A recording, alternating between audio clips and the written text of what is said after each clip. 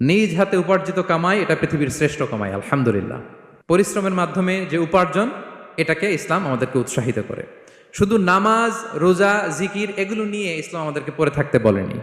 Quranic order হচ্ছে আপনার নামাজ শেষ, আপনি বেরিয়ে পড়বেন, কাজে বেরিয়ে যাবেন। ফাইদা কুদিয়াতিস সালাতু ফান্তাশিরু ফিল আরদি ওয়াবতাগু মিন ফাদলিল্লাহ। বিধানটা কার বলুন? আওয়াজ করে বলুন, বিধানটা কার? এটা কোরআনিক ভার্ডিক্ট, কোরআনের বিধান। নামাজ শেষ, গোল হয়ে বসে জিকির করতে বলা নাই আল্লাহ।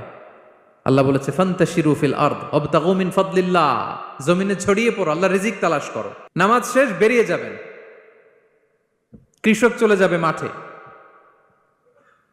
শ্রমজীবী চলে যাবে ফ্যাক্টরিতে, শিক্ষকরা চলে যাবে তাদের শিক্ষা প্রতিষ্ঠানে, কর্পোরেট ওয়ার্ল্ডের লোকেরা চলে যাবে তাদের প্রতিষ্ঠানে। ডেভেলপমেন্ট করতে হবে, সিভিলাইজেশন করতে হবে। নামাজের পরে গোল হয়ে বসে থাকা চলবে